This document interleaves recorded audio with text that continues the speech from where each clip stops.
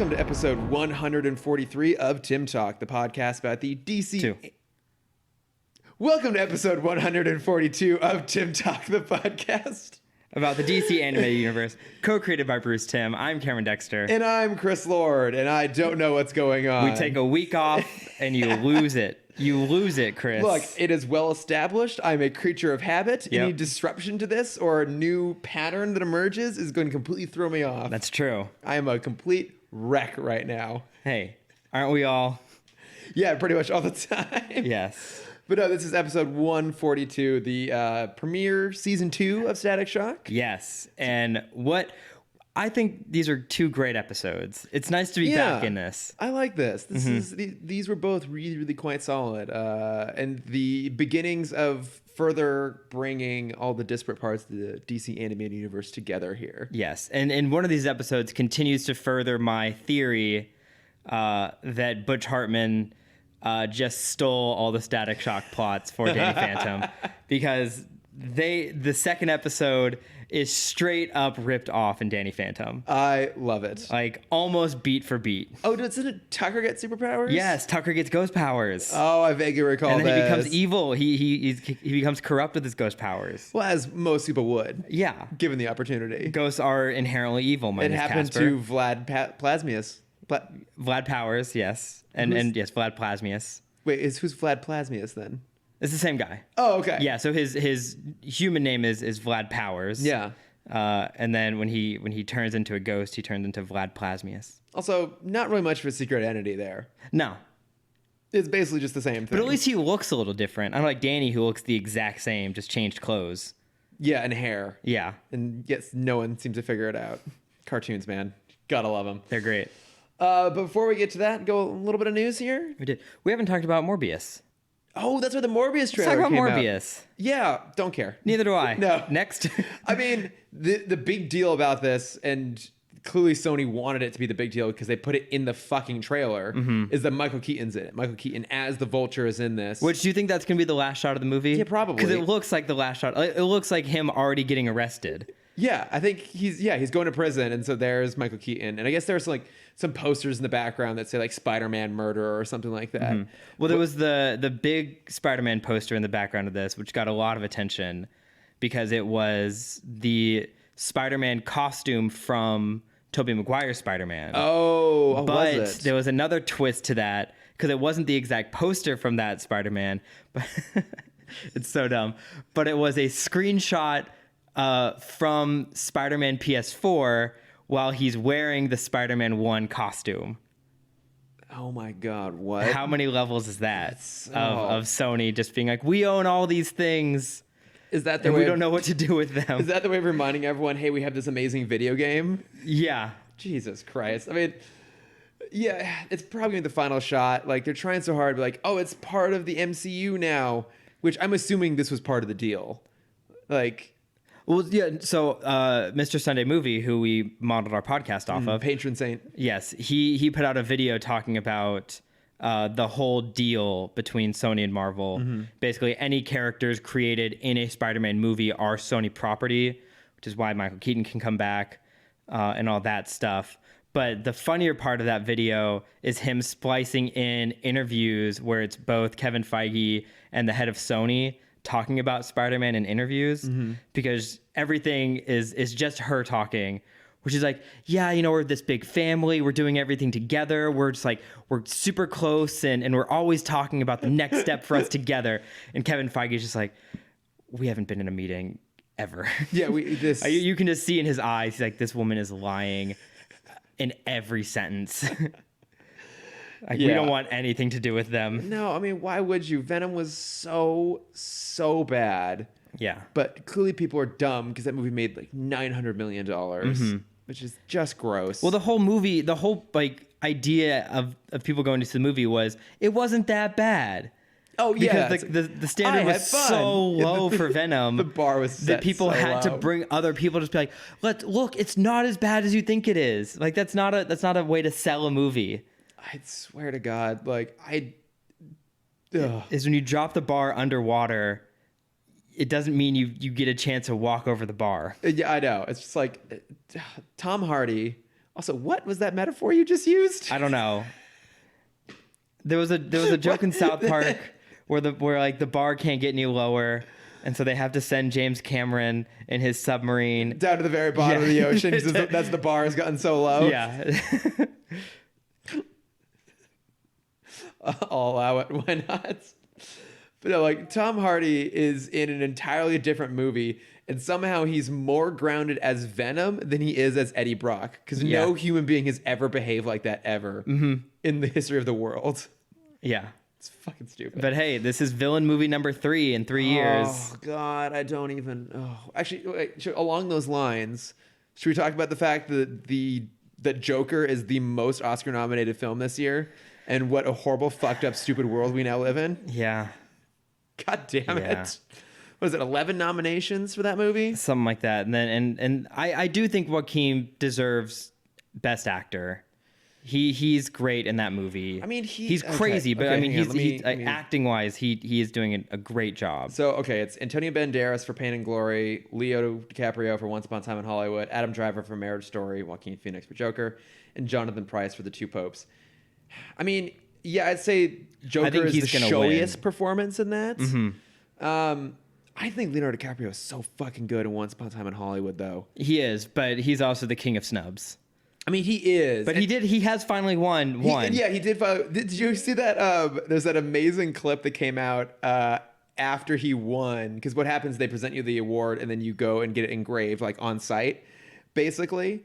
And so he's standing next to the guy who's doing the engraving, and the guy's like, hey, sorry, this takes a while. He's like, yeah, I wouldn't know. Leo. Like, that's good. God damn it. It's perfect. I know. I mean, yeah, Joker is the showiest performance. Like, it's kind of reminiscent of when Leo won for Leo, like he's my bud. When DiCaprio won for Revenant, which just like it's just like, oh my God, look how hard this performance was. Look how hard they're acting. Yeah. It was a little bit like, I mean, if it gets that, I'll be fine with it. If that movie gets Best Picture. What's it going against for Best Picture? Okay, so Best Picture, Ford versus Ferrari. Yeah, I just saw it. It's not going to win. No, it's not going to win. But I fucking love the movie. The Irishman, which I don't want to win. It's fine, but it's I started it. I'm probably not going to finish it. Like every time I see a poster for that movie, it's like from Martin Scorsese, like the greatest living American film director. And my thought is, have none of you fuckers seen a Steven Spielberg movie? Like, okay, admittedly, go watch Silence and then tell me that again. That's exactly the movie that ruined me. Just 3 hours of just direct Catholic guilt. Yes, injected straight into my veins. Into your eyeballs. Ugh, I hate it. No, but it's like, I mean, Spielberg is a better, like, I'm not gonna say a better filmmaker, but I think the best things about Spielberg is that one, he's still on his game. Like the movies he's making now aren't like the best he's ever made, but they're still pretty damn solid. Yeah, except for the BFG.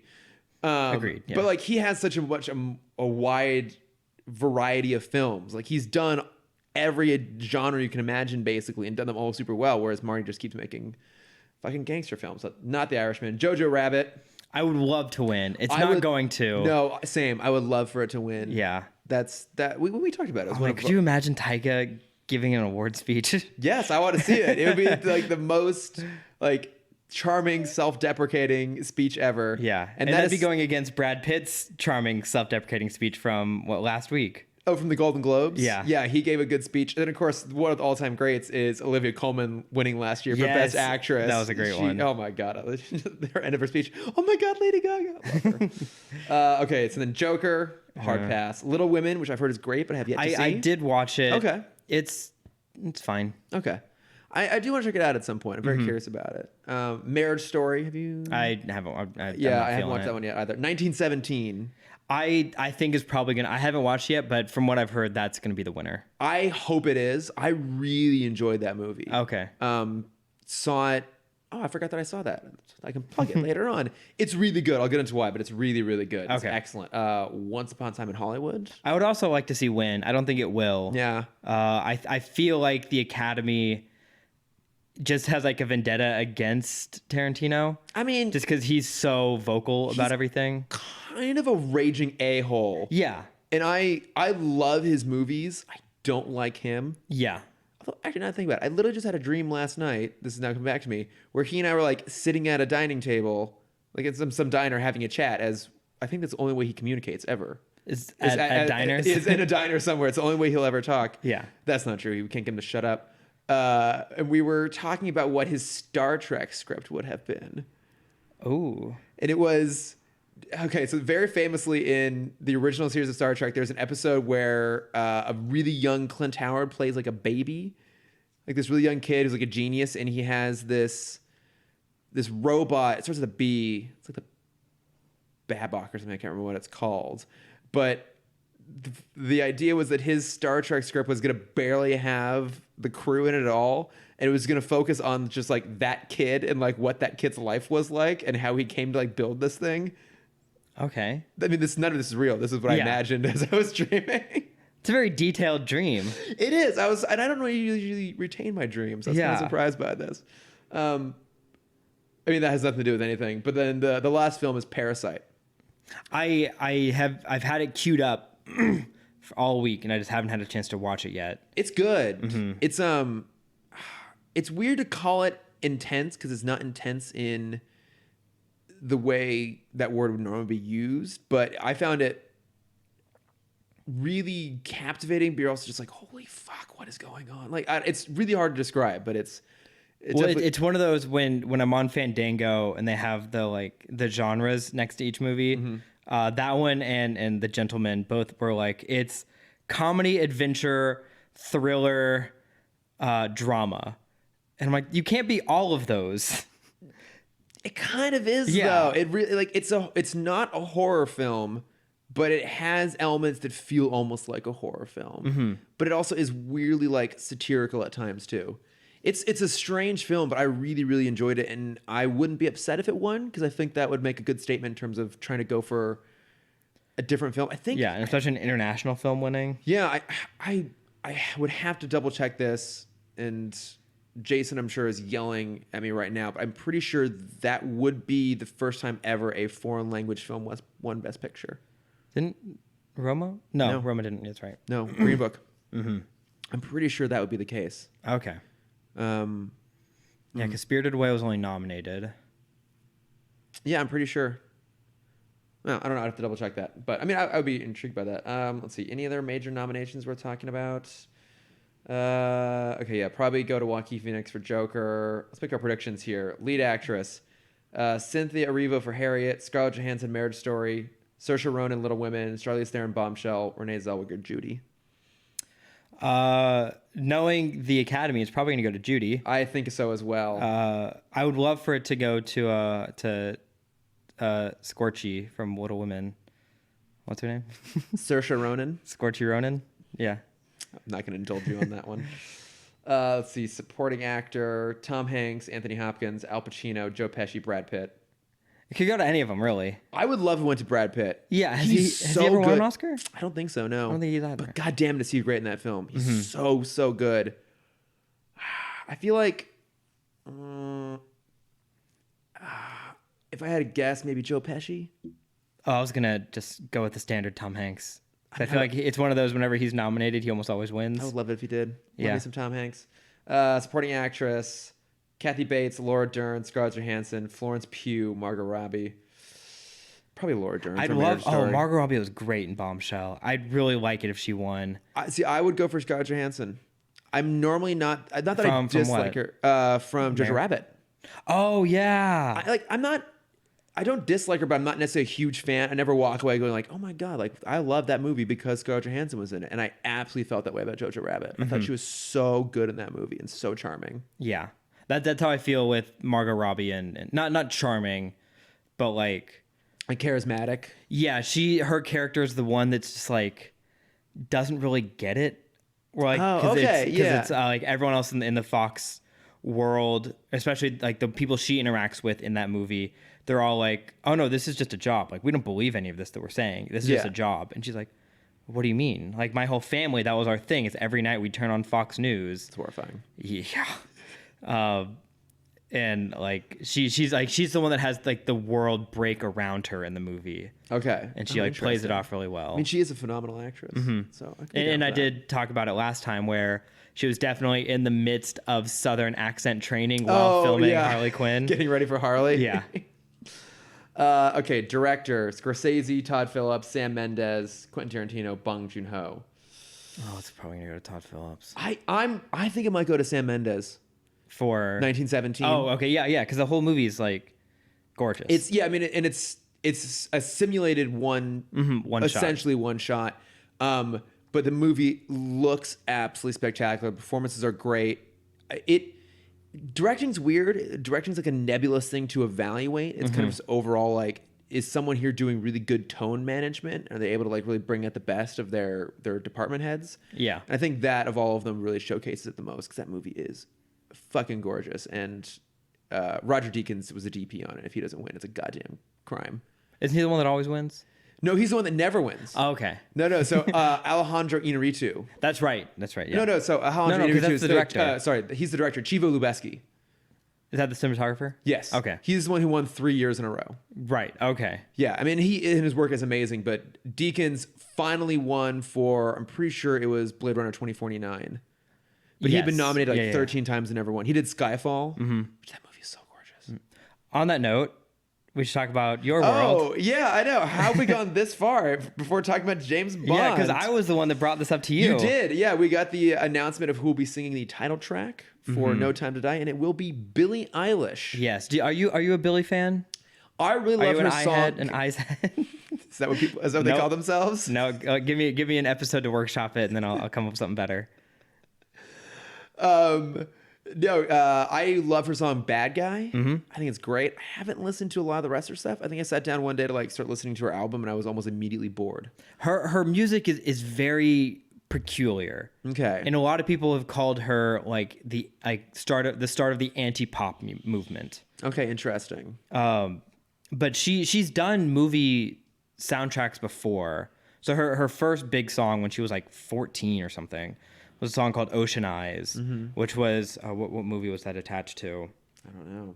It's a beautiful song. It's very like hypnotizing, and I feel like that's what's going to happen with No Time to Die. Yeah, it's going to be like this very hypnotic, very almost like trippy visuals.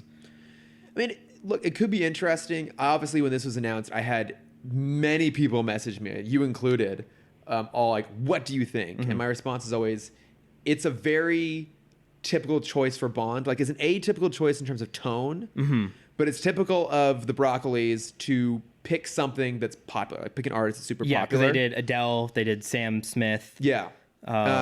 Like even back Madonna. Yeah, God, that was still a weird one to this day. That must have been Guy Ritchie's influence somehow. Was that Die Another Day? That was Die Another Day. Right. Yeah. That was my first Bond film.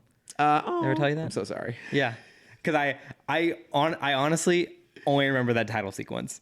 I couldn't tell you another thing about that movie. The rest of the movie is not song. very good. It's funny. I actually just rewatched that with CJ. Okay. He was doing a James Bond Brosnathon, and we watched it together, and it was wonderful, shitting all over it. But even back in the 90s, like for Tomorrow Never Dies, Katie Lang has this amazing song called Surrender, which they play over the closing credits. But then they got Sheryl Crow, who was much more popular, to do the main theme song, which isn't just quite as good. There are other examples too. For Quantum of Solace, they ultimately went with Jack White's duet with Alicia Keys, Another Way to Die, which it's a fun song, but maybe not a great Bond song. Yeah. Now, it was heavily rumored that Amy Winehouse was supposed to do that song before she tragically passed away. Yeah. But even then, the composer David Arnold recorded a song called "No Good About Goodbye" with Shirley Bassey, who has done 3 Bond themes before that, and it's like, including Goldfinger, like she is the singer for a Bond song. It's great. Okay. It's so much better, and they didn't go with it. And they did that again with Spectre. They had a great Radiohead song, so much better than the Sam Smith song, which is Garbage. Yeah, wasn't a fan of that one. So I'm a little bit worried that this was just like, they did it because it was a popular artist, because of the youngest one ever. It makes a statement, hey, Bond is new and young and fresh, even though it's the 25th movie. And well, here's my other thought with that is Billie, one is like her and her brother, all the songs she writes are between her and her brother. Yeah. There's no like outside studio help, which is fucking awesome. Yeah. But she's also super well connected in like the music video director world. And so I'm wondering if they're going to give her or her connections any power in the title sequence. So most recently, she teamed up with this Japanese artist, Takashi Murakami, who's like this crazy Japanese fashion designer. I feel like I've heard that name before. Who decided that he wanted to start making music videos, and so he did one of Billy's more recent songs, and it's just this trippy hodgepodge of madness. It's a gorgeous video. Yeah. But it'd be really interesting to see if like they gave her team a little bit of influence in the visuals alongside the movie. I don't know how they approach the visuals. I know that I think for all of the Craig era, and I feel like even preceding that a little bit, Daniel Kleinman's been the guy who does the design on it. I have to double check if he did Casino Royale, which I think is one of the greatest of all time. One. Yeah, I mean, and it's such a huge departure, but it's one of the best. Who did the song for that? That was Chris Cornell of Audioslave. Oh yeah, I know. I know. R.I.P. That's a great title sequence. But I just from what I know of how that franchise is put together, I would be skeptical about that. Yeah. I think even this will be interesting given what you just said about how her songs are very designed inside like a vacuum sort of, maybe to some degree. I'm sure she has some sort of producing influence here and there, but yeah, I mean, this is a situation where it's always been a little bit unclear how much influence the filmmakers have, both the producers, but then also then the journeyman director they bring in. So in this case, it's Kiri Fukunaga. So I would assume that he was influential in deciding how to go in terms of the singer, because it's the tone he's setting. But I mean, maybe it'd be interesting to see if they would shake up that much, because I feel like maybe sometimes you can get away with having a slightly unusual song, but you have to kind of balance it out with having a slightly more usual visual cue. Okay. I think a good example of that is Casino Royale, totally different visually than any other title sequence before. But Chris Cornell, his song kind of feels of a similar vibe as like Goldfinger. I think Tom Jones' Thunderball is a good callback there. And you look at Quantum of Solace, and that is a more traditional looking Bond like visual sequence, but then the song is a little bit different. And then of course Skyfall is like the greatest version of a modern Bond title sequence ever. Yeah. Have I talked about James Bond enough at this point? Do you feel good? Did you get it out of your system? There is no such thing as me getting out of my system. Okay. I just have to self-censor at a certain point. Can we? Because I have. If we could, we can turn your switch off and I can turn my switch on for a minute. I have Disney news. This is what happens when we take a week off. Our self-parody just builds up. Yeah. To the point of overflowing. Yes. Oh God! I thank you for anyone who's still listening. I'll try and keep mine short, but we had two pieces of news and then one thing that's kind of been like not fully confirmed yet, but I want to talk about it anyway. Simmering? Yes. In the background? So the two confirmed things, both of which I'm pretty disappointed by. The first one is we got confirmation on the next live action animated treatment, and it's Bambi. What I love is Saturday Night Live made this joke. I know, and it was so good years ago. It's one of my favorite SNL bits. Yeah, it was the Fast and Furious crew remaking Bambi as a live action action film with Dwayne Johnson as Bambi. Yeah, and Vin Diesel as Thumper. Yeah, that's right. Yeah, we're gonna go thumping.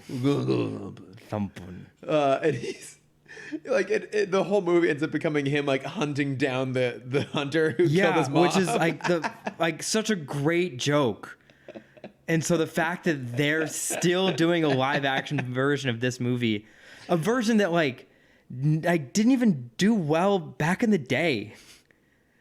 Like Bambi did Bambi make the money? I'm trying to remember the order. Snow White made the money. Pinocchio didn't. Fantasia didn't. Bambi did. Dumbo didn't. Okay, so Bambi did make the money. Yeah. But I mean, it's just talking about self-parody. It's like, yeah. Well, this is them still trying to take hold of their vault system. Yeah. So all through the 60s, 70s, and 80s, Disney continued to just rake in money in the background by re-releasing their movies. As everyone knows, the horrible idea of the Disney Vault. And it's a genius tactic, But now that we have streaming available and everything is at our fingertips, they can't have that system set up anymore. No. So they're just kind of pushing it overboard by now re-releasing the movies just in a slightly different medium. Right. Okay, so I have a question for you then. Yes. Of the Disney animated movies that have been made, which one would you actually want to see them take a stab at? Mulan, the one that's coming out next. But we just talked about the fact that it doesn't look very good. Yes. But it's the only one that I thought had, because it's the one that has the least magic of any movie. Which they then put more magic. They put more magic in it, yeah. Into it. I'm trying to. I mean, Chicken Little, right? When no one saw. Because I'm with you on that. I think Mulan was the one. Like, okay, this is a film where you can lean a little more heavily into a genre. Like the animated movie itself has a lot of action in it, so really make it like a big scale epic action movie, which they've done. But then they had to like. I guess they felt they had to throw magic in it to make it Disney. more Disney, I guess. I think Atlantis would be the next big one I'd want. I could see that one could be great. I could see Atlantis working really well because that's a movie that could exist in a very similar capacity as a live action film and maybe not be that different. I know, like, is it Pixar whose ethos is if we're gonna make a movie, we should justify why it has to be an animated movie? Or we should make it because it can only be made as an animated movie? Well, that quote was for BTOS, I believe. Well, I mean, yeah, they applied that method talking about trying to put one big action sequence in there. They could only be animated. That had to do something with Disney, too. I think that was part of their It could be a Pixar thing. methodology. I mean, Pixar's method used to be what was the hardest thing? What was the thing we had the most trouble with in this movie? Our next movie is going to be based solely on that. Okay, yeah. So for Toy Story, the hardest thing was like natural movement. So the next movie all took place outside, and it was all Bug's Life. Then after that, it was I think it was Humans. I know. Didn't they do Monsters Inc. because they wanted to see how they could do fur? Yeah, yeah. So Fur was for Monsters Inc. They were having trouble getting realistic hair, so that was Brave. Humans were for Incredibles as well. They'd never done space, so then we got Wall-E. You know, there was like a subtle reason behind each of the next next films. I was looking through the list of animated movies that I want to see adapted. I have found my choice. Robin Hood. No. Rescuers. No, I mean, Grey Mouse Detective. I mean, that is my favorite one of all time, but it would just be Sherlock Holmes. The same way that if you do like a live action Robin Hood, it's just Robin Hood. Yeah, but would I feel slightly less weird about being sexually attracted to Robin Hood if he were CG? Let's not get into that. No, Depends who voiced it. I know my choice, absolutely. And it's John Hamm. It has to be John Hamm, obviously. The Aristocats. Great choice. I just rewatched The Aristocats. That is one of my favorites, but also basically let's just do Cats the movie, but Aristocats. Have we talked about how my conspiracy theory is Cats is meant to be bad because Sony wanted it to become the next Rocky Horror? No, but that's fucking brilliant. Yeah, we haven't had a cult like a classic cult film like Cats or The Room since The Room in 2004. Yeah, and so I think Sony knew if they just like overly promoted this as the greatest movie, everyone would hate it. Yeah, but it would just simmer in the back of our minds forever. And so they're playing the long game to just always make money off of this movie. I mean, look, it's not a bad call. I was talking with our friend Murray, and she was saying that they do these things like the Alamo Drafthouse is rowdy screenings of Cats. Oh, so you can go and like everyone's drinking and everyone's like throwing balls of yarn and talking like, you know, it's basically our experience watching The Rise of Skywalker, but intentional. Yeah, and those sell out. Every single one of them is sold out, and no one is going to see just the normal. That doesn't surprise me. Yeah, because you're going for the party. Yeah, exactly. I mean, I would go to one. I think. Actually, there's real movies I want to see first, I would imagine. But I really love your theory, and I'm totally on board with it. It totally is going to be. It's 100% going to be. It already is the next Rocky Horror. Yeah. Oh my god, so fantastic. So one more tangential piece of disappointing Disney news is alongside live action Bambi, we also got a director for another live action film. We're getting Robert Zemeckis directing the live action Pinocchio. Oh, that's which right. Which again Fuck you, Disney. Pinocchio, 1, almost bankrupt your company back in 1939. 2, ruined the career of, who was that super famous actor who did Pinocchio and then never Jonathan did anything Taylor again? Thomas? Was that JGT?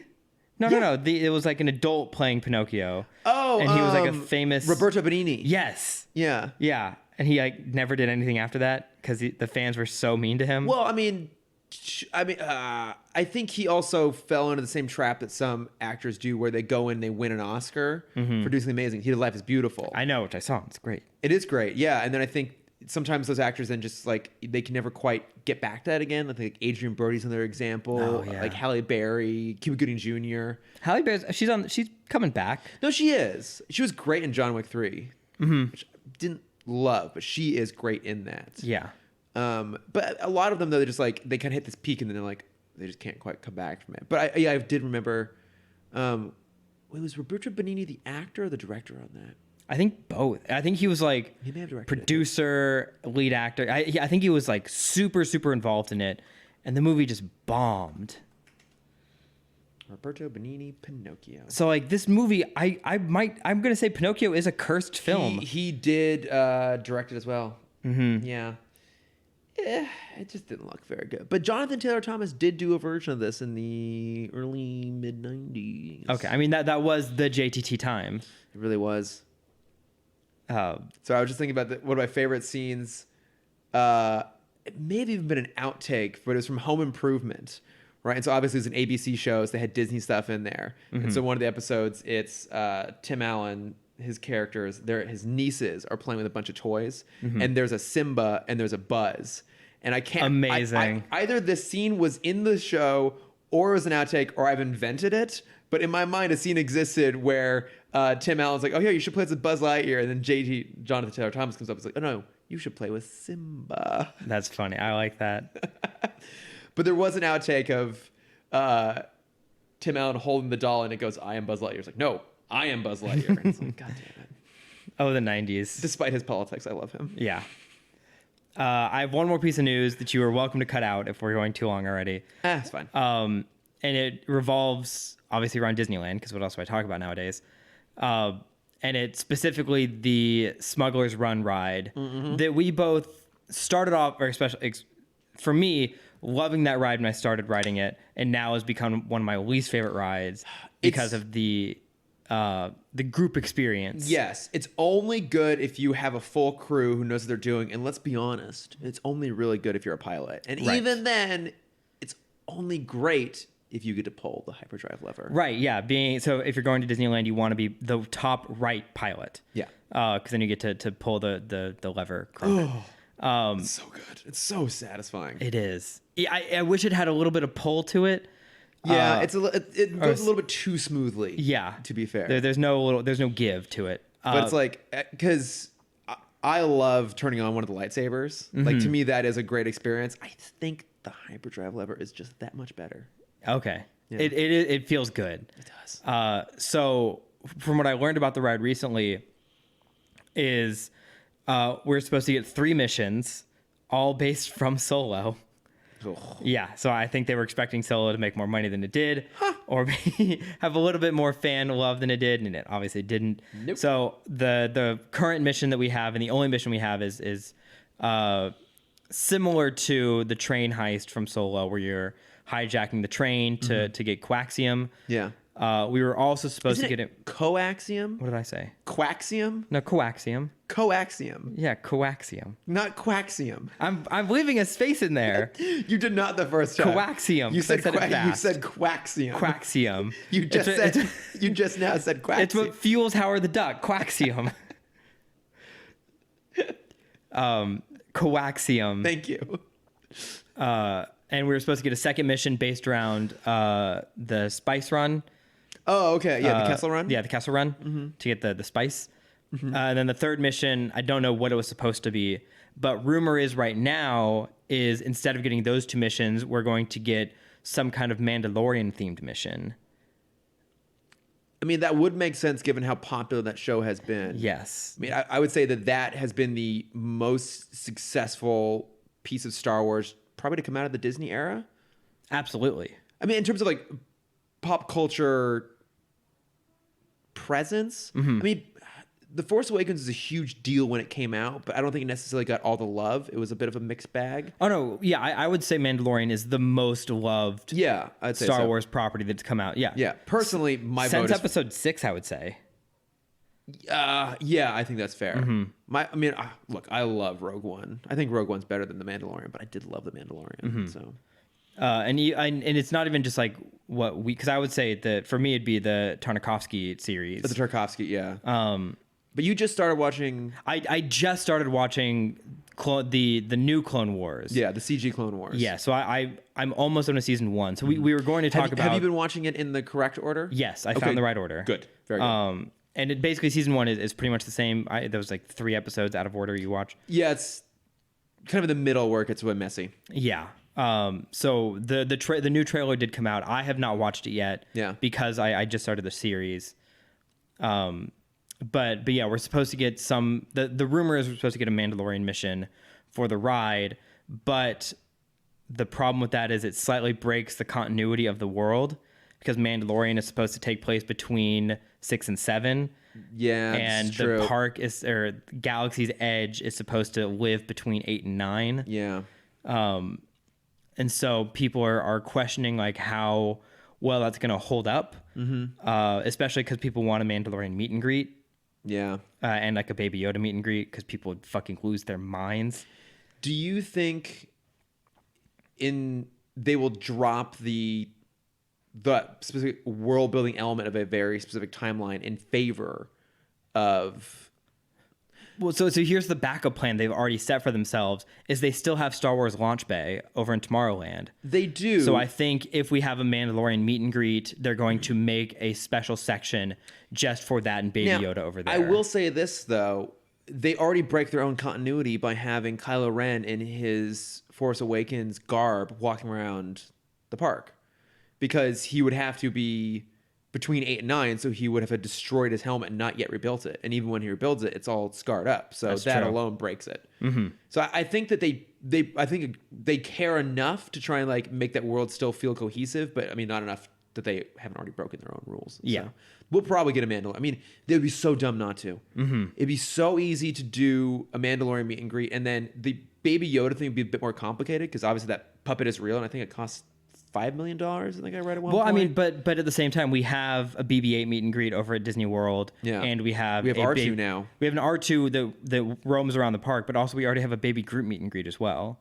They do? Yeah, I think that's also at World or maybe at Epcot. Well, where would they have it at Epcot? Because the only iteration of the ride is here. Yeah. Yes. But we're getting a Guardians themed restaurant and ride set up in Epcot. That's right. This year. That's right. Yeah, okay. I think they'll do it. Yeah. Oh, absolutely. They're going to do it. Yeah. It'd be so dumb not to. Yeah. And there were a couple other small things that are rumored to come out throughout the rest of this year for Galaxy's Edge, but we'll get into that later. The other big thing is I rode the ride. Yes, and you it's did. Fucking awesome. Yes, I know. You were amongst the first group to do it. Yes, too, right? I was one of the first 50 people to ride the new Star Wars ride that came out 2 weeks ago, and it was magical. Worth the wait. Yeah. So we got there. I'll try and speed through the story. We rented a hotel that night, so we stayed at the Grand Californian Thursday night. My friend got very drunk, and was not my problem at 4 a.m. But we got up at 4 a.m. I got up at 4 a.m. to go wait in line while it was raining. Yeah. There were probably about 200 people already there in front of me. By 6 a.m., the entire Esplanade was full. Yeah. So they started letting us in the parks. There were probably 2,000 people by that point. And then at 7:30, the entirety of Main Street was already full. So there had to have been about 10,000 people there already. So they moved us a little further in. So we were in front of Buzz Lightyear. Yeah. And right when it hits 8, it's basically a digital lottery at the moment to get a boarding pass to go wait in line. And somehow we got boarding group 12. And Disney's doing this this thing that I didn't even think about, which is so smart on their part, which is they're not starting at boarding group 1 ever. is every day Oh. starts at a different number. So you don't know. Yeah, so it stops people from just like crowding out front of the ride, waiting to be the first ones on. And I'm like, that's so smart. That's really smart. Yeah. So on that Friday, boarding group 12 was the first group let on. So we got on, and like all the camera crews were there. So like R2, Chewie, and Ray were out front to greet us as we went on the ride. And then we got off. The ride itself was amazing. I'm not going to talk about any of that because you haven't ridden it yet. I have not yet. I had not had a chance to go. And don't watch any spoilers for it. If anyone's going to Disneyland or World this year, don't. I mean, even if you watch the spoilers, you're living in. I do want to point out, I think for most people, they're not going to come across Disneyland ride spoilers. I just want to point out the reality of the situation. You're right. I'm sorry. I live in a very. I think the Imagineering story you said at one point does cover some of it, right? It does. The last 15 minutes of the last episode. Is that 5 or 6 or 6? Episode 6. Right, yeah. Okay. Yeah. So they do go into it. But, Yeah. Don't okay. watch that yet. But otherwise, I think most people will probably be safe. That's true. You're right. Yeah, Most people don't have ride POVs pop up and they're recommended on YouTube Nope. like I do. But even if you do watch one of the POVs, you live in a Star Wars movie for 20 minutes. Like that is the best way to amazing. explain how this ride is. And then we got off the ride. The entire Imagineering team that built the ride was waiting for us at the exit. And they were like applauding us for getting through the ride. And it was just such a magical experience. I'm really glad you got to experience that. Yes, and I can't wait for you to experience it. I am excited. I want to go down there soon. It's a matter of finding the time. Yes. And maybe letting the crowd die down just a tiny little bit if I can. Yeah. Okay. But I think that's all the news now that we're 40 minutes in. Yeah. It's fine. well, we have things to say, but maybe not that much to say about these episodes. But Yes. yeah. So we are talking about the season 2 premiere of Static Shock, the episode "The Big Leagues," introduction of Static Shock into the larger DC animated universe with guest stars the Joker, Batman, and Robin. Yes. Actually, and brief cameo appearances, Bullock and Detective Gordon. That's too. right, at the very Commissioner end. Gordon, yeah. I mean, this. I'm So sure. this episode is out of order. I will say this now. Why is it out of order? Because the Also, you're out of order. This whole court is out of order. you're Please- out of order. Please continue. Because the characters we meet in this episode don't actually get introduced until next week's episode, the most important episode of Static Shock, the Shack episode. Is that when we meet? What's the Kanga guy's name? Kangor. Kangor. So we meet Kangor, Ferret, and they're both subordinates under their own leader, whose name Hyde. Oh, okay. So the kind of gang leaders, Hyde is equal to Ebon of this new meta gang. Okay, yeah, because was it Shiv mentions that Ebon's still in prison in this episode? Yeah, so both Hyde and Ebon are in prison, so that's why they're teaming up with Joker. Okay. So Yeah. we meet Kangor and Ferret, Well, yeah, because the episode starts as Ferret, like. who is no Carmandillo. I will say that right now. Ferret is no Carmandillo, and I can't believe they tried to replace him with You mean this. Armadillon? Armadillon. Yeah, it opens with him like harassing a farmer's market, and then Static chases him until he's rescued by a mysterious figure who releases balloons with smiley faces on them that explode and release green Who could gas. it be? Who could it possibly be? And then, of course, we very quickly realize it is the Joker, who has gotten tired of constantly getting busted by Batman in Gotham City, and all of his crew has been put away in Arkham at this point, presumably including Harley Quinn. And so he heads off to Dakota City to wrangle up a group of Bang Babies to become his new crew. And so he has a lot of the big names so far. Yeah. So he's got Hotstreak, Talon, Shiv, Yep. and then he attempts to recruit Ferret, who turns him down, and he gets Joker gassed. And then Kangor. Thank you. I can never remember his name. Is that all of them? Yes. I think. Yeah. So, I mean, a good crew. Like some of the returning favorites show up. But then, unsurprisingly, if Joker shows up in town, Batman's not going to be too far behind him. There's a sentence that the Joker says, which I loved, as he's explaining to Ferret. He says, I had the word typed out and it just spelt it wrong. My cantree of cronies were cast into the clink. Oh, And I'm like, yeah. that's good. That's good, Joker. Good on you, Mark Hamill. You kind of not forget how good he is, but whenever he shows up again, you're reminded of how good he is and his ability to just flick between goofy and effervescent and menacing. And like he will put the menacing emphasis on a word you would not expect, and it just makes the whole thing seem that much more unsettling and creepy. And for a show that is so aimed at kids, he brings that threat level that you don't get. And we talked about this a little bit, that the villains in this show are fun and tonally consistent with the show, but maybe not always great. I think they're giving good character arcs, but the personalities aren't always quite there. And then he shows up and you're like, God damn it. Like this is the perfect character. Yeah, this is a masterpiece of villainy. Yeah. He's just so damn good. Yeah. And it almost, I don't want to say it brings the other villains down, but like you said, it does show like where the level should be and where everyone else is at.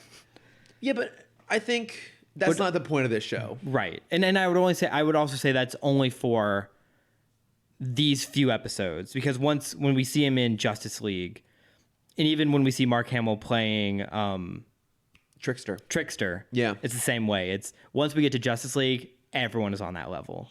No, they really are. And I also love that this introduces, I think, the definitive animated version of the Joker, which is, it has a bit more of the angularness of the new Batman Adventures design, but the face is a little bit closer to the original series, and the fact that he's got the big eyes and he's got lips again. Yeah. And so this is the version we see in Return of the Joker, and this is the version that we, of course, see in Justice League, and it is definitely the best of them. I think it makes him feel appropriately expressive in a way that new Batman Adventure, unfortunately, limited him a little bit. But he looks so good. Yeah. I also love that they give him a almost Joker theme in this. Like they have an in-episode musical motif, like a leitmotif for him, but it's not actually the Joker theme from Batman the Animated Series. Okay, because I heard the new Batman score at the end of the episode. I'm not sure if that was new Batman score, because I was listening to it, and weirdly enough, I don't think it's even the BTOS score. I knew it wasn't BTOS, so I just assumed it was new Batman. It's the 89 movie. Oh, okay. Like they're basically just pulling riffs from the 89 theme, more so than the animated series. But with the cool Static Shock instruments, whatever they use. It is a fun twist on it. Yeah. Yeah, it's like a little bit like synthy and electronic. And look, I'm probably wrong about that, but I feel pretty confident knowing my scores. I'm pretty damn sure that's the 89 score on this one. Could always look up some trivia on it. So they the new Joker crew goes to steal fire trucks, which they use to rob a bank. So I have a question on that. Why do you think they stole the fire trucks? Like, why do they use fire trucks specifically there? Well, they modded the second one out to be that battering ram. Right. And the first one, they kind of make an attempt to hit Static with water, but it wasn't like he actually got incapacitated. I thought, they chose fire trucks specifically because they have built-in water cannons. Hint, they don't. But in cartoons, they always have built-in water cannons. Yeah. And my thought was they did that specifically because they knew that was a weakness of Static's. And so the Joker's like, we're going to steal these because it has a built-in weapon to defend us against the one person in this town who can actually try and stop us. But they didn't really capitalize on it. Well, I think they tried, but then Joker kind of has the mark. I don't think he says it outright, but it's like these kids don't know how to, take down a good guy. Right. So he just shoots a rocket at Static, basically. Yeah. But so equally as effective. I mean, equally effective, but not clever. And he almost, and I think that's why he almost looks upset about using it, because he's not like, he doesn't have his laugh when he fires. He doesn't shoot off a pun with it at the same time. He's just like, well, I guess I'll use this because my kids aren't getting this right. Yeah, it was just an odd beat. He's a disappointed father in this scene. He's always so disappointed. Yeah.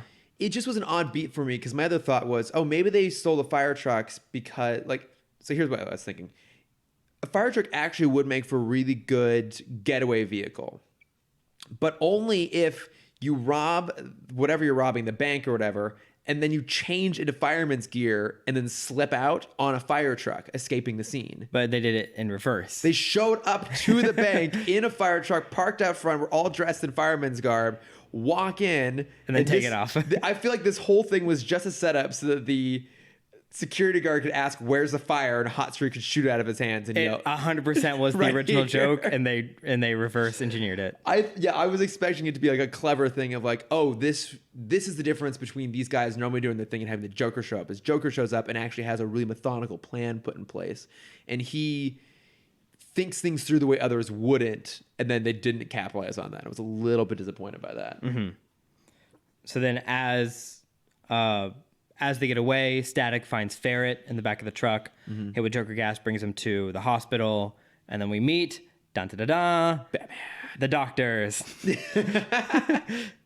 Batman and Robin, who of course say the thing that everyone says when a Joker gas patient gets brought in, which is, "Oh, he's stabilizing. Let me know if his condition gets worse." Yeah, and then they're gone, never to return again. Yeah, it's the Night Crew's problem now. Exactly. Yeah, and then it's funny because they have that that kind of button they end on before they go to commercial break, where of course it's never ever lightning storms in Dakota except for the one time they need Batman to appear. So they have that flash of light, and then it shows him and Robin. They cut away. I'm like, did anyone not think that's what was going to happen? Did we really think there was going to be a Joker episode without Batman? Here's what I think happened is there wasn't actually a lightning storm outside, but they've rigged up the Batwing to have like a special light that goes off as like an emergency situation. It just hovers over where they're going to be, and it has built-in water fountains in the bottom of it, and just simulates rain. We don't even see the water. It's just the flash of lightning. That's true. And so I think they have like a floodlight set up at the bottom of the Batwing that'll just like shutter super quick outside to give the idea that lightning, or to give the idea of lightning. Is that also what happens in the original series opening too? It's not an actual lightning strike. It's just the Batwing simulating it. Well, I mean, at least it rains a lot in Gotham, so he can kind of time it himself. But in Dakota, where it's always bright and sunny, and definitely not LA, because they're going through the sewers, and it's definitely like the LA sewers. Oh yeah.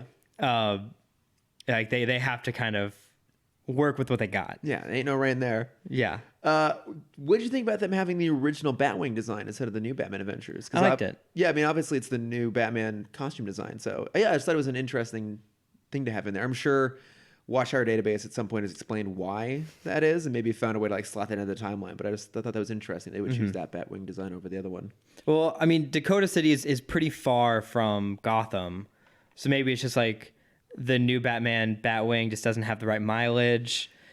I mean, that would make sense if it weren't for the fact that that's the one he has in Justice League. When he goes all over the world. That's true. You're right. I mean, he could modify it. Maybe like, he's got time between all these things. Also, as the self-described and oftentimes proven animation expert on the podcast, how did you feel about the way they animated Batman and Robin in this? Because obviously it's not the new Batman Adventures animation team. I still really enjoyed it. It wasn't quite as smooth and kind of fluid as it's not new sharp. Batman. Yeah. But it's still good. I think the animation in this is great, minus the old man in the next episode. Yeah, it's not great. I think he was disgusting. It's really gross looking. Yeah. Oh god. It's like they just forgot what wrinkles were, and they gave him too many in the wrong spots. Yeah. That's not how the human face looks. Yeah, that's not how. It's like that face melted for sure. That face melted and was attempted to be put back together. You know that if you see that optical illusion, like, is it an old woman or a young woman with a boa? Yeah, that's what that face looks like on the old man. We'll get to it in a second, which we'll get to. Yeah, I mean, like, I don't know. The rest of this kind of plays out the way you expect it to. Like, Batman and Robin tell Static to hold back. They go in, they get captured, and then Static has to rescue them. It does have I think the only reference in this episode is when he breaks into the Batwing. When Static breaks into the Batwing to find Batman and Robin, both him and Richie give horrible William Shatner impressions. I was here for it. Yeah. Yeah, I love it, but they were really bad impressions. I mean, they are really good impressions because they are deliberately bad. That's true. And I'm sure I've said it before that playing a bad actor is actually really, really hard to do. Wasn't there another Batman episode where like it was voice controlled? Where am I getting this from? Maybe maybe Batman Beyond. Was there an episode, but like someone? No, maybe I was. Was it Harley Quinn? Wasn't she still the Batmobile? Isn't it voice controlled? Yes, it is. How caught up are you on Harley Quinn? I'm still only at episode like 4. Okay, because in one of the episodes she steals the Batmobile. Okay, and she realizes that it's voice controlled, and how she controls it is she just like plays bits of Batman voice off her phone. Amazing. It's really That's clever. good. I did have one question for you. Yes, and it's when Batman and Robin are tied up, and they're getting the villain speech from Joker. Mm-hmm. And Robin turns to them and he says, considering your batting average, pauses, looks at Batman, and he says, pardon the expression. Is that a joke about Jason Todd being beat to death? No, it's a joke about bats. Oh, that's more accurate, isn't it? I get that one a lot more. Yeah. I was in a dark place watching this episode. Clearly. I mean, look, I was 100% sure. I'm like, holy shit, he just made a joke about his dead sidekick. I mean, okay, I'm going to poke some holes in this theory. Please do. One is it's never definitively established that Jason Todd exists in this universe. Correct. I'm pretty sure Watchtower Database did an episode asking that exact question. I haven't seen it. Mm-hmm. But we never know definitively that he exists in this universe. 2, Jason Todd is beat to death with a crowbar. Yes, I know that. But maybe they rewrote it for this. You're like, you know what? Yeah, okay. Getting beaten to death by a crowbar is a little bit too violent for this kid's cartoon. Yeah, how about a bat? How do we feel about being beaten to death with a lot of kids don't know what a crowbar is. What if we just go with like a baseball bat? Now it's acceptable. Yeah. Put it out there. Totally fine with standards and practices. No, that is definitely not they were going for. But I appreciate that your brain went to the darkest possible solution. The darkest, but also the least likely option first. Yeah. I always describe that as someone who sees a stop sign and thinks red, not stop. Like, You're not wrong. You're just not maybe thinking the thing you should be thinking. Yeah. So that happens, and then they convert the fire truck into... Wait, hang on. Yep, yeah. What's going on? I love that were that true, that Robin would be so tactless. Yes, that's why I was so surprised by it. About his predecessor's horrific death. By the hand of the person they're talking exactly, to. Exactly, by a beating. Because I want that interaction where Robin does say that, and Joker just looks at him and just goes, what the fuck is wrong with you? It's like the Joker. It's like, I wouldn't go that dark. Even by my standards, that's messed up. Yeah. The whole, was it the crossover with Joker and Red Skull? Where he's like, yeah, I'm a psychopath, but I'm not a fucking Nazi. Not a fucking Nazi. Like, Batman, do you want me to just take this one out too? He seems like he's already gone too far. Yeah. Like, maybe we're doing the world a service by beating the shit out of him too. Mm-hmm. So there's a bat joke, which went over my head. It's about bats. I get it now. Now I got it. Okay. But yeah, the Joker has converted the fire truck into being a mobile catapult, basically. Mm-hmm. And which, sure. A fight ensues inside of an old auto plant. Which I did love that was in there. Like, Dakota City is supposed to be a stand-in for Detroit, so I love that they acknowledge that it's inside an old abandoned car manufacturing plant, as there are many of those now in Detroit. Yeah. So we got that. And then probably the most famous scene from this episode, I didn't realize was from this episode, is the very end when Joker is trying to get up, and he has the shock glove. Oh, yeah. And he thinks he's shaking Batman's hand and electrocuting him, but it's actually static, and static sends the shock back into him. Is that a super famous scene? Yeah, I see that scene all the time. Where? just generic YouTube videos But what on my Disneyland POV videos. you're recommended Yeah. next in your playlist? Wait, but you didn't realize it was from this episode? You didn't realize it was from Static Shock? No, I knew it was from Static. I forgot it was so I this like, episode. Because, he's in that scene. It'd be hard for it to be in a different show. Yeah, but Static and Batman are in a couple episodes together. Okay, I guess that's true. But are there any more with the Joker in it, though? I don't think so. Okay, so But I guess just couldn't remember. By process of elimination, it'd probably have to be this episode. Yeah, well, obviously my mind was in the right spot, as we've previously discussed. Because there's another one where they talk about the identities, like they know each other. There's the other one they go into the future. Okay, there's that other one with Shaq. I thought you were gonna say that famous scene where Static throws like the lightning up into the sky and it forms. I did like that. The bat symbol, because I was watching this episode and pinpointing specific moments where you felt like that was written in because it was gonna be good promo stuff. Like there's the one of like Batman swinging away and then Static zipping off after him and then Robin swinging after. Like, oh, like clearly they had that shot because it's really great to pull out of a promo, like put into a promo. Yeah. Same with like Static throwing up the bat symbol. Like those are things. Like So on that note, I brought it up to you before we started recording. I really wanted. I have vague memories of the promos for this episode, and I really wanted to try and find those original commercials. yeah. And in that hunt, I fell down a very steep, very dangerous rabbit hole of people uploading the original commercials from Kids WB in the early 2000s. That's fantastic. Those are fun commercials. And too. it brought back a different kind of nostalgia, one of like unexpectedness. Sure. Because like when we turn on these episodes, we know what's coming. Yeah, we've like prepared ourselves to be nostalgic. Yeah, when you turn on a commercial and then it's like, it's this, and then it's like the Yu-Gi-Oh promo is coming up. It's like, oh, we're in the middle of this grand battle. Yeah. Where it's Yugi battling Joey in the fate of the friendship. Part 3 coming at 10 o'clock. Was that was a real episode, yes. No. It was a 4-part episode. No, I knew you had that part of it right. I was going to say, was that like a really bad Walter Cronkite impersonation? Like, what would have happened if Walter Cronkite didn't read the news but was like doing kids cartoon Yeah, promos? but they always had that same voice actor. Yeah, I think it was Jeff Bennett to be exact. Okay, but I was like, that did not sound like what those cartoons No, not at all. sounded like. That was my worst attempt at a mid-Atlantic voice. Transatlantic. Shocking news today. Shocking news today. That was more of Tom Brokaw. Yeah, what are you doing?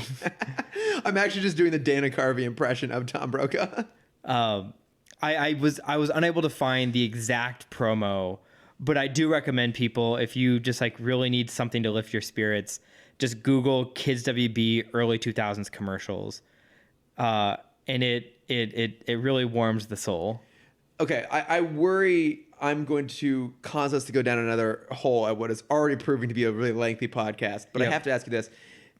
Was that only a thing of that time in terms of those like doing promos for cartoon, like Saturday morning cartoon promos where they would like they would basically kind of do new animations, or they would like pull clips or like frames of stuff and create their own like little unique promo pieces? Like, is that still done? Like, if you were to watch Disney Channel or like watch Nickelodeon, they're still doing that where they're pulling in all these different things. I don't think so. And maybe doing new animations just for commercials, or like are there commercials just like I don't know, how are commercials done? Are they done in that style anymore now? Where it's like, because you talked about before, like there was that whole run of commercials for Cartoon Network where it was like the world, like all the characters come together, and Kids WB did a bit of that where it was. Like it was all set on the Warner backlot, and the characters kind of like walk around, interact with each other. Like they were kind of original pieces advertising the show. I mean, we even Matt even brought it up that you think that Shaq is in so many episodes because he is. He's in one, but they did that whole run of like promo pieces, like original promo pieces. Do they still do original promos like that for cartoons? I don't think so. Okay, I think now it's just clever editing. Well, and I guess part of it too is now cartoons aren't probably really consumed watching TV live as it airs. Like cartoons are consumed with kids watching them on Netflix or on DC Universe. Well, and now I think it's all streaming. I think alongside of that, like the Kids WB morning was an iconic time slot. My God, it was. That one, 7 a.m. to 11 a.m. was that was all for kids. You didn't see a commercial for anything else except for kids products. Yeah. All bumpers, all content was made for kids. And it was the same with, Cartoon Fridays on Cartoon Network. Yeah. Nickelodeon, I think. Nickelodeon had Saturday nights. Yeah. And Sunday mornings where it was their backup, but it never really did well. But yeah, I don't think it's done the same. And I think part of that is Kids WB specifically. I feel like minus Teen Titans, all of the shows were animated at the same spot or in the same studio. Oh, okay. And so I think that might have helped keep everything consistent. That's not true. No, what am I even saying? That's complete bullshit, because Static was definitely animated somewhere else. But as I was watching through these shorts, Static does not appear in a lot of these backlot things.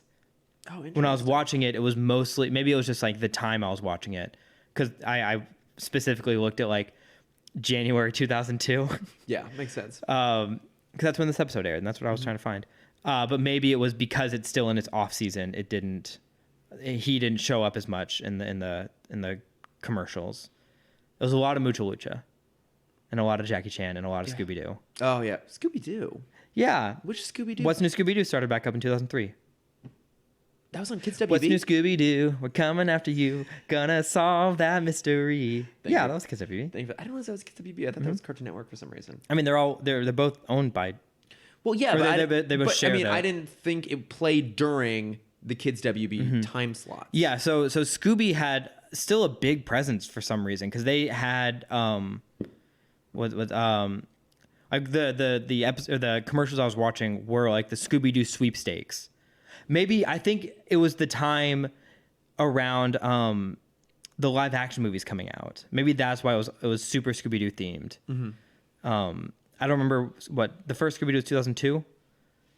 It might have just lined up that way. Oh, okay, maybe that was it.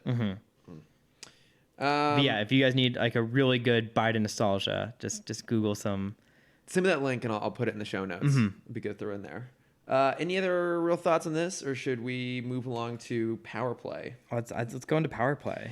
All right. So, as you said, this is a style of episode we see often, which is that the sidekick character, the one without powers, of course in this case Richie, is jealous of not having powers and feels like if he had them, he would actually make for the better superhero. And so then, of course, he comes across old woman / young lady in a trench coat. Also named, I wrote it down. Ragtag. It's a girl? I thought it was a guy.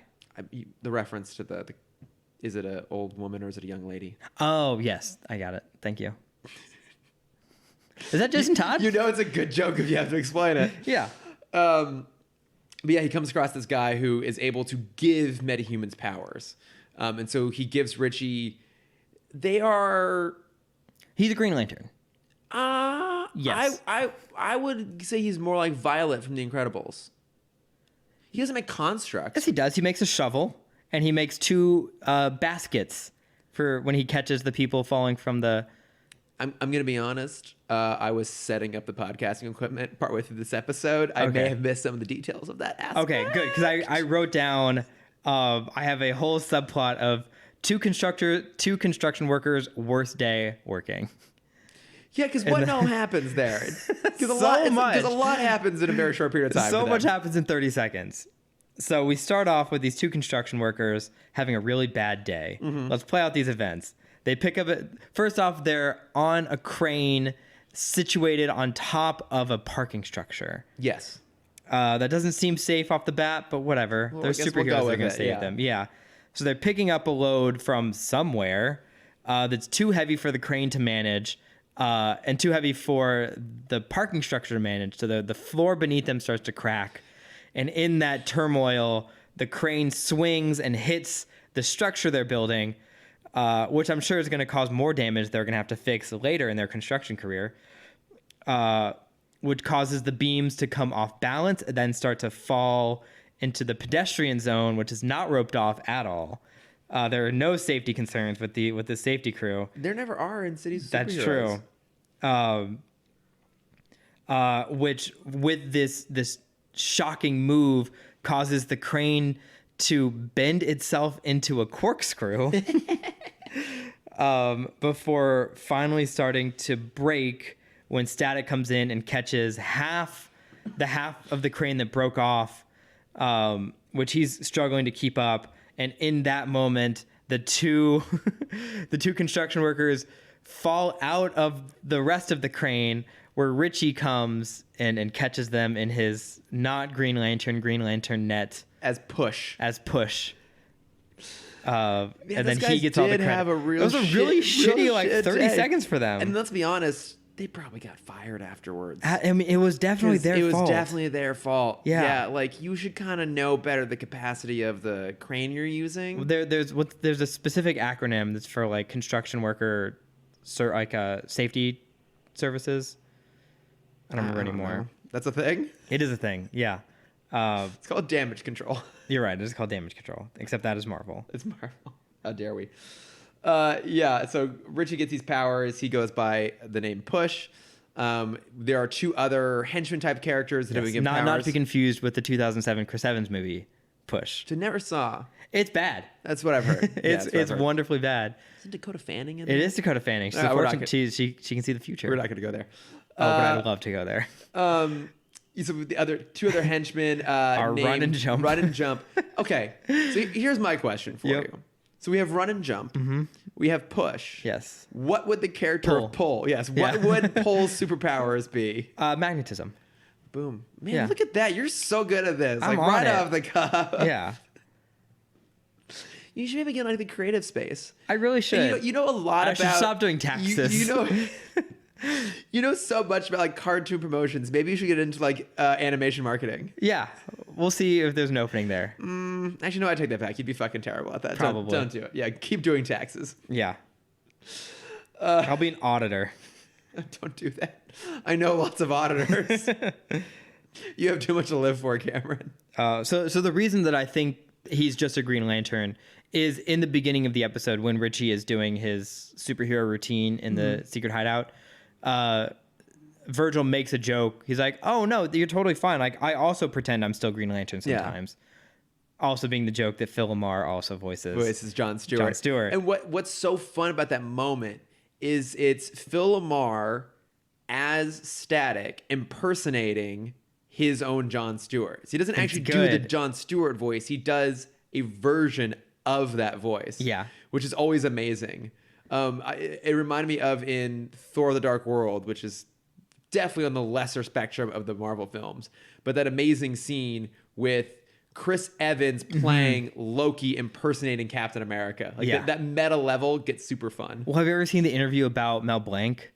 And he was the first big voice actor to do that. Oh, yeah. Where he was arguing with himself, switching live in the booth between Bugs and Daffy? Yeah, Bugs dressed as Daffy, arguing with Daffy dressed as Bugs. It's fucking brilliant. And like doing basically that's the same character. Yeah. But still perfectly mimicking each other's and having it two separate characters. While not like, because most people who do that would, because like Seth MacFarlane, who does every voice in Family Guy, he will record all of Peter's voices and then all of Stewie's voices and then, et cetera, et cetera. Mm-hmm. Where Mel Blanc was doing all that in one recording session. Yeah, he was going back and forth. Yeah. That's masterful. I mean, we've talked about this at length, but there's a very particular skill set that comes with being a really great voice actor, and it's what you just described. It's like Seth MacFarlane being able to have all these conversations with himself. Futurama is the same way too. Where it's like Simpsons again, as well. talk about Phil Lamar. Yeah, it's like these actors can play all these characters, and you'll watch some episodes where it's basically just them talking with themselves. Rick and Morty actually is a great example of that. It's both characters are voiced by Justin Roiland. Yeah. South Park. So yeah, exactly. It's like, Jesus Christ, that's amazing. Oh God, Phil Lamar, what a man! What a goddamn legend. Oh, love him so much.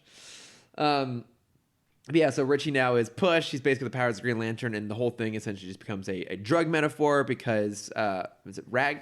What? This is a drug metaphor? Is it ragtime? No, what's his name? I was gonna say Riff Raff, but that's Rocky Horror. His name is Ragtime. Yeah.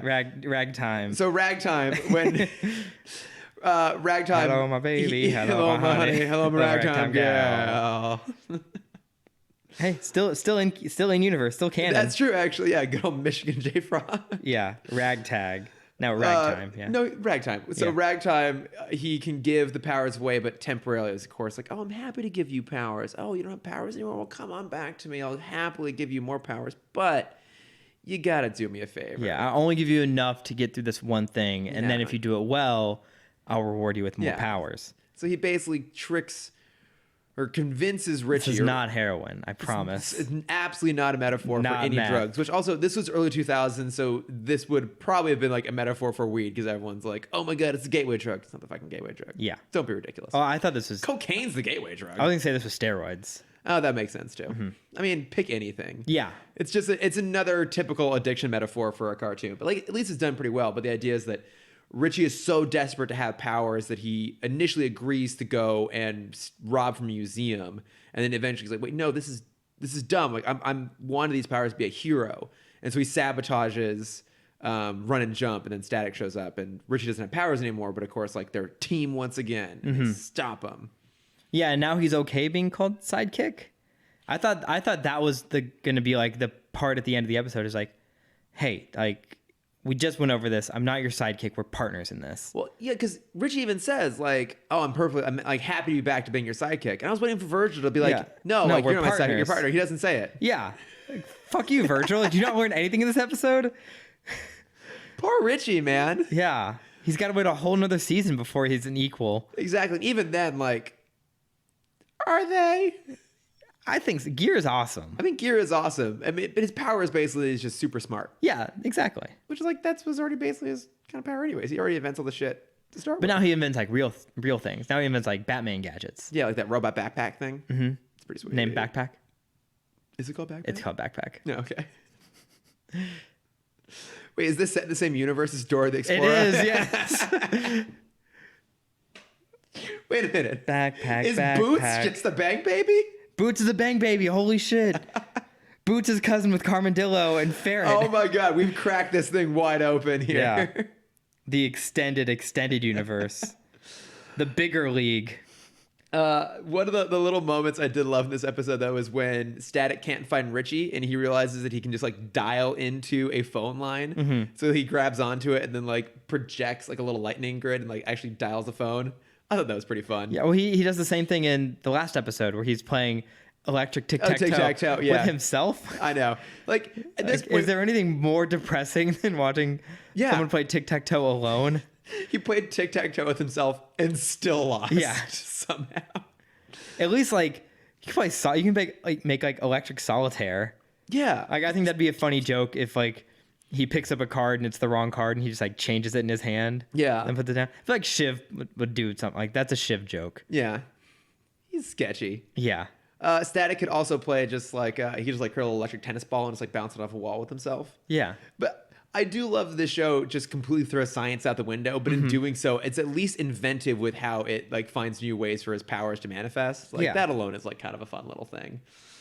I don't know, but it is a fun episode. Like you said, I mean, it's a storyline that's been done. Danny Phantom did a great version of it. But you know, again, So we also find out Ragtime has a second part of his power where not only can he give powers, but he can absorb life force. Yeah. It's very questionable I in the guess that's second what half. he's putting into people as life force. Yeah.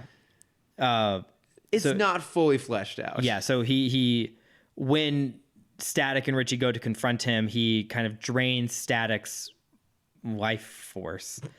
And Richie has to stop him. And he presumably falls to his death, but which is just a dumpster. Yeah. But also, fun fact, we will get to see him again in another episode where we do? learn about his origin. Yeah. Oh, we get the full story of Ragtime? Yeah. Cannot wait. It's going to be glorious. Also, I'm glad that in Dakota City, dumpsters have replaced rivers, pools, and really large bonsai trees in terms of catching people when they Yes, fall. or just bushes. Just really big, comfy bushes all across Gotham City. Yeah. All right. Any other thoughts on this? I think that's everything. I'm going to go through these notes really quick. Richie the superhero. Richie, there's a runaway truck, and it's about to hit a puppy, and so Richie jumps in the middle of the street. As any sensible person would. Yep. You know what I've never seen in a cartoon? Someone do that and then not get saved by the superpowers they didn't know they had. Yeah, exactly. Wouldn't that be a twist? I mean, if we're going to put PSAs into this, why don't we do one where someone runs in front of a truck and then gets fucking flattened by it? Yeah. No kid's going to do that after that. Mm-hmm. But now what kids are going to do is going to think that in the moment when they're just about to get taken out by a semi-truck, they'll just develop superpowers. Or be saved by another hero. That's absolutely true. A la Wonder Woman. Yeah. A la Superman. Any of them. Yeah, anyone that just like jumps in front and they like put their arm up and the truck just like Hellboy does it where he punches the front of the truck and it flips over them. See? It's a good truck flip. Yeah, one does love a good truck flip. Yeah. That was quintessential in the mid 2000s. Yeah, I mean, hey, but no one did it better than Nolan. Yeah, I was gonna say, were truck flips replaced by glowing blue lights in the sky? Yeah. Yeah. What's the new version of that? I don't know yet. Do we have one? I mean, there's like superhero landing. Yeah, that's a pretty good one. That's a pretty big one. I think we're getting smarter about our tropes and like veering away from them a little bit. Mm-hmm. Oh, wait, know what the new one is? The mirror fights. Or No. it's you fighting yourself. I mean, there's that, but I was gonna say really unnecessary villain origin films because you know what we all got tired of hero origins, but you know what's not a hero origin? A villain origin. Yeah. Done. Oh my God, we found a way to make the exact same thing but make it fresh. Mm-hmm. And what is greater than that in entertainment? Nothing. Yeah, that's all I have for this episode. All right, so Cameron, what do you got to plug this week? You've been catching up on quite a bit of stuff. I've been trying to catch up on a few things. I've obviously been watching Clone Wars, but the big thing that I'm going to plug is The Gentleman. Yes, the new Guy Ritchie film that just came out. Which I will say, how was the sleight of hand? I know that was a big problem for you. That was a big problem for me in the most Aladdin. recent Guy Ritchie film, Aladdin. Yes. Was it appropriately sleight of hand for you? Did it feel Guy Ritchie enough? I was going to say standards? It was the other side of Guy Ritchie in this film, where if your theater offers a closed caption version, I'd recommend going to that version because there are some thick accents in this movie. I love it. I love a thick Guy Ritchie accent. Yeah, because Colin Farrell goes full Colin. Does he go Farrell? He goes full Farrell. His character's name is just the Coach. Love it. Yeah, and I don't want to say he's the best part because everyone is the best part of this movie. Mm-hmm. But I mean, Colin Farrell is one of those actors. If you throw him in, your movie's gonna be that much better for it. Mm-hmm. Minus Harry Potter. Fantastic Beasts. But he's really good in that. He is good in Fantastic Beasts. They rob him of anything interesting about him by just making him Johnny Depp. Yeah. Talk about like the greatest downgrade in the history of cinema. Mm-hmm. Like you have Colin Farrell who just like shows up. He looks good. He's charismatic. He brings something special to it. And then you have that weird albino train wreck that is Johnny Depp swooping in to take him away. It's such a goddamn travesty. But who else is in that movie? Henry Golding is in the movie, and I don't know if he hasn't been amazing in something yet, because every time I've seen him, he's just perfect. I mean, he's just one of those guys that like brings that extra little bit. He is what the Empire Film Podcast would refer to. What? The Empire Film Podcast? What is that? Where can we find that? You can find it wherever you can find this podcast, and it's a hell of a lot better. But they have what they call the 27%ers, like an actor who you put them in and makes a movie 27% better. Their classic example is one of our favorites, Stanley Tucci, aka hell yeah, the Tooch. The Tooch. The Tooch would have been great in this movie. I feel like he totally would have fit in. But like this movie is stuck, like just absolutely stuck with him. Yeah, it's Henry Golding, it's Colin Farrell, it's Hugh Grant. Yeah, Hugh Grant is great. So there's no like because everyone's kind of the villain. It's one of those stories where everyone's the bad guy. Yeah, I mean, I've heard it's kind of a spiritual successor to Snatch. I think that's how you described it to me. That's what I said. Yeah, it doesn't have the same like sleight of hand as Man from Uncle. I mean, that is your number one criteria when it comes to a Guy Ritchie film. It is. Wait, how was the sleight of hand in King Arthur? Amazing. Is it really good? It's good. Okay, great. Because it's real there. Of course. Yes. Yeah, in King Arthur, that's where the sleight of hand is so real. And that's what everyone was demanding out of their King Arthur film, was some Guy Ritchie style sleight of hand. Yes. The sword wasn't actually in the stone, it just looked that way. It's all a con. It's all mirrors. You know what Guy Ritchie should have done? Now You See Me. How has that not happened? When are we going to get Now You See Me 3? Yes. The Guy Ritchie film, Now You See Me 3. Or it'd probably be shortened to Now You See 3, just because it'd be like, how can we? No. Oh, what's the worst sigh? Now You 3 Me. Oh, God damn it! That is better. That's 100% the next one is Now You 3 Me. Someone hire me. No, don't. You've just been blacklisted. No, The Gentleman is great. Matthew McConaughey. I think if this movie had come out a month earlier, or maybe 2 months earlier, he could have been a contender for like award seasons. Maybe not an Oscar nom, but like a Golden Globe. Yeah, he got a Golden Globe. A SAG nomination, maybe. Yeah, because he's great. And he like there's one shot specifically, and when you see it, you'll know what I'm talking about, where it's just like this upward angle of him, and he's almost all in shadow holding a gun, and you're like, holy shit, he's menacing. Yeah. Well, I think that's what's great about an actor. I mean, like basically everyone we just described, like a Hugh Grant or Charlie Hunnam is in it. Charlie Hunnam is great. Oh, love Charlie Hunnam. Yeah. And like you get some of those actors who like are so good that they do get Oscar nominations because they're that good, but then they don't pigeonhole themselves to only be in that kind of film, and they are able to take that just really palpable talent and put it in something that's a little bit more fun, and that helps elevate the whole thing. Yeah, I mean, just talk about the growth of McConaughey. Oh, yeah. Of being this kind of comedic womanizer turned rom-com star. Yeah. Turned this Oscar-winning actor. Yeah, and then he still goes and does fun things. Yeah. And actually, I was listening to an interview. I won't say the name of the podcast. That would be in poor form, but I bet you can guess what it was. And it's an interview. You must remember this. Exactly. It's a great podcast. It is. They just did a whole segment on Song of the South, which is really good. Oh, that would be interesting. That's going to be my second plug. I'll talk about that in a second.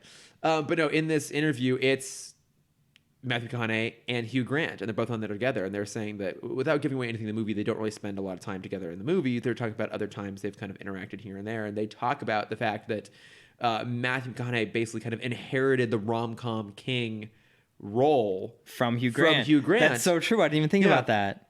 And one of the great questions that got asked was like, okay, for you guys, like, what's your like surprise money movie? Like, what's the one you still get checks from? And Matthew McConaughey just laughs. He's like, and How to Lose a Guy in 10 Days. I was absolutely How to Lose a Guy in 10 He's days. like, I just got a check from that. It was big enough for us to all go on vacation, on a nice vacation.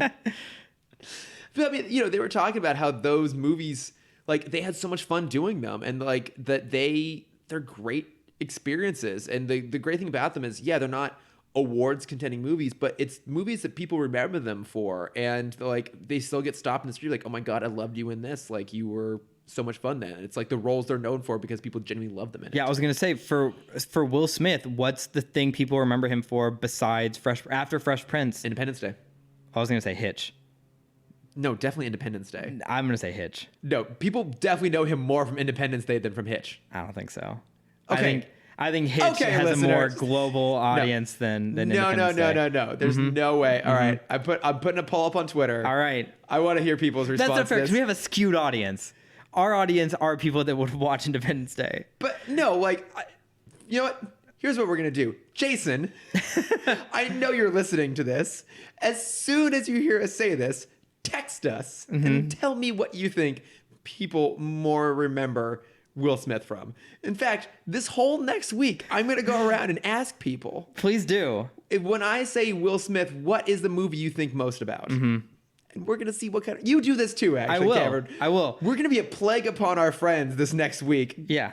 2 weeks, actually. We have 2 weeks to get an answer on this. Yeah. All right.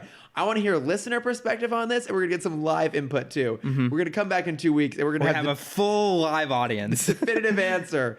What is the more famous Will Smith role? Independence Day or Hitch? God damn it. And for anyone that says Pursuit of Happiness, fuck you. Yeah, honestly, fuck you. You're wrong. Yeah. What were we talking about? Plugs. Yes. I'll do a side book, because I just started listening to this.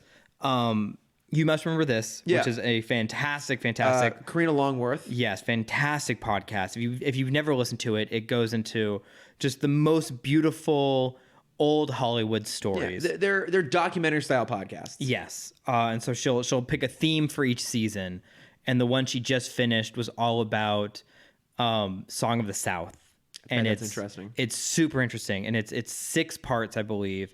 I've listened to the first part, and I just started the 5th part. Because the first one just kind of gives the overall history of how Disney kind of weirdly still uses it to get money. Splash Mountain. Well, that's what part 5 was talking about its resurgence with Splash Mountain. But even before then, it was part of the vault. And it came after, so it came out in 46. Sorry, it came out in 1946 because they just lost their contract with the army because World War II was over. And it after 1946, it came out 3 more times in theaters. Jesus Christ. And surprisingly did well in the South. Who would have guessed? What a shocker. But yeah, just kind of seeing both sides of the arguments of like why some people say it's a horrible movie, why some people say it's too hard on it, people view it too critically. I mean, there is an interesting conversation. Have you seen it? I have not seen it, no. Okay, neither have I. But there is a very interesting conversation to be had around the idea of censoring our own history, right? It's like there is a very valid argument to be made about trying to limit exposure to something for its inherent like cruelty and toxicity, and for the way it makes someone, especially someone who is a minority or is disenfranchised, feel the idea like, oh, this used to be a butt of a joke sort of situation.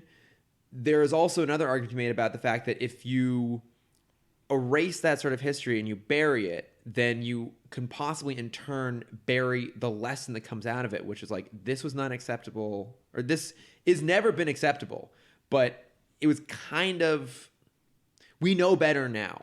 Like, it is even more egregiously unacceptable now than it was back then, but to throw it away can possibly undercut that a little bit, because you don't have a chance to learn those kind of lessons that you don't get to learn from history. So I don't know. So I have a quick question about that, which will probably turn into a very long answer. Yeah. In Fantasia, they redrew characters that were initially seen as racist figures. Yeah.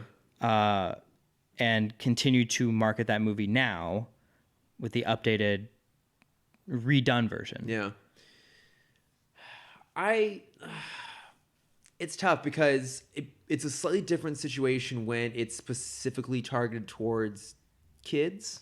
And I think, but it wasn't at the time. It was a family film. Well, right, but like the thing is that now an adult could watch that and see those sort of characterizations and understand enough to know why that's bad. The problem with kids is that kids are mimics, right? Yeah. They don't have the context yet. And so I think there's an argument to be made about the fact that sort of stuff, if a kid sees it, they could just absorb it and not be able to understand why it's wrong. Because it's not like it's presented with enough context to elaborate upon why it's wrong. It's just presented as is. And that sort of characterization of people can maybe further perpetuate it if you don't have the context behind it. Okay. So I think maybe that's an example, like maybe it's not the worst idea. And I guess that ultimately supports the idea that something like Song of the South probably shouldn't be super accessible to kids. But also there's probably another argument made about like the fact that like kids are like aware enough to understand what's right and what's wrong without having like the societal pressures. Who the fuck knows? We're not child psychologists. No, we're not. We're barely couch philosophers. We're just 2 auditors sitting here talking about cartoons. Well, speaking of podcasts, Okay.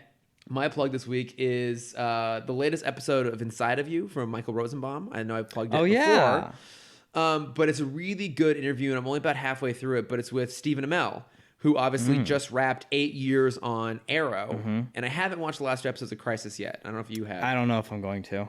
At some point, I want to watch them. We'll get to talking about that. Oh, man, that was rough. I've heard they're good. I've heard they're better than the other ones. But that tangent aside, that's not a hard line to cross. But what's interesting about it is, and one of the reasons why I think Michael Rosenbaum is a really good interviewer is he's really good about kind of asking a little bit pointed questions to get people talking about sort of stuff. You know, it's like one of the questions he asks Stephen Amell, who like literally at the time of the recording, it's like November, had just finished wrapping Arrow, and he's like, "Oh, like, do you cry?" They start talking about that, and one of the most interesting things about it is that Stephen Amell actually has a panic attack on air, and they stop the recording, and he leaves, and they pick it up again 2 weeks later, and then they start talking about what happened there.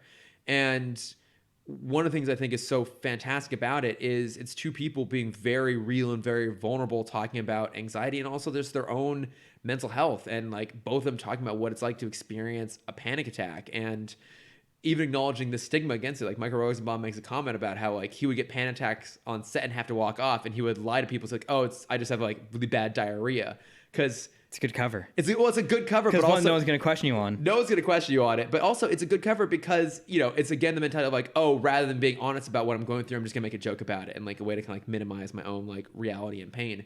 And it's just you and I are both like big advocates for like actually talking about mental health, and I've talked about on air about how I go to therapy and how fantastic it is. And so I don't know, it's really nice to see two actors and also two who play characters are known for being like very masculine and very macho, like Arrow especially, being so open, so vulnerable, and so real. It's a really fantastic interview. It's well worth a listen. That's really cool. So, yeah. There was a much shorter version, I'm sure, but on Colbert's late night show this week, he had John Mulaney on, where they went on this weird, like, it wasn't even funny, just like a weird mental health tangent. Yeah. Of basically Colbert,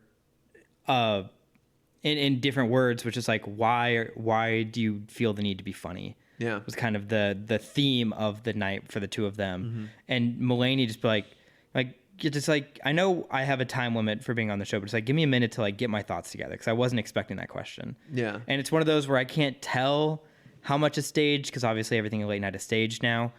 But it felt like a very genuine moment. Yeah. Because also Mulaney is notorious for being not a great actor. So. Kind of, yeah. But God damn it, do we love him? We do. He's a great comedian. So Doesn't have to be a good actor if he's a great comedian. Yeah. No, he's. I'll look that up. I'll put that in the show notes too. That sounds like really interesting. To listen Yeah, to. it was like a 12-minute little segment. Yeah, I mean, it's well documented, it's well discussed that like at its root, like a lot of comedy comes from pain and like trying to process it or undercut it or something like that. And I don't know, it's just really interesting. All right, have we gone on long enough? I think so. And gone to the most weird and sometimes deep places we possibly could. I did have one because you made the diarrhea joke. Did your parents do the same thing where like if you needed to get out of a party and you needed an excuse, my mom was like, you don't have to just straight up call me because someone can use your phone. Someone can see your phone. Tell the party host that you have diarrhea, and they will never question why you left the party. But why would you need that sort of cover? You're at a high school party. People are drinking. I'm not feeling well. Because people, like make fun of you for that. This is back in the day. This is, But they're not going to make fun of you for having explosive diarrhea? Nope. Okay, then. Problem solved. Yeah. Mom texted me about this after when I listened to this. I'm pretty sure that's advice you gave me once. That holds water. Yeah. That sounds about right. Mm-hmm. Yeah. That's a Cindy thing right there. I can totally see it being that thing. All right. Well, I think that does it for us. Did we finally. do it? What did we get to? We did it. That's a good number. It's a little longer than normal, but it's every other week now, so you're getting that extra little bit of content in there. But no, if you want to reach out to us, we are at Timm Talk Pod on Facebook, Twitter, Instagram, and Gmail. Please write to us and let us know, for you, what is the more iconic Will Smith role? Hitch, obviously. Independence Day. Obviously, Hitch. Or Hitch. Please write to us and let us know. And when you do, be sure to make sure that I end up being right. If you want to find me, I am at Lordifer on Instagram. You know how I Twitter. know it's Hitch? Because of the two people on this couch, I have never seen Independence Day. But that doesn't say shit, Cameron. There's a lot of things you should have seen. Yep. Where can they find you to give you shit for never having seen Independence Day? You can find me, if you want to see my art, you can find that at Cameron.Dexter. If you want to see my face, you can find that at CamDexter_adventures. And I had my first animated episode come out for Disney. Yes, you did. You absolutely did. Which you can find on Minnie Mouse's Instagram or on the Disney YouTube channel. It is under Positively Minnie. That's awesome. Yeah. Super proud of you. That's like, Thank I know you. it's been a lot of work. I'm not going to say it's partly responsible for now we're doing this every other week. But I do have many more episodes coming up of that, and it is destroying me inside and out. It's fine. That's why we do this, Cameron. That's why I do this. That's why I go to distract Disneyland us from so all much. the misery. Yep. But thank you as always, everyone, for listening. Yeah, we'll see you in 2 weeks with Shaq. With Shaq, because he's going to be Our on. special guest, Special Shaq. guest Shaq. It's going to be a whole season of nothing but Shaq. Yep. Thanks, everyone. Superhero Static Shock. Whoop.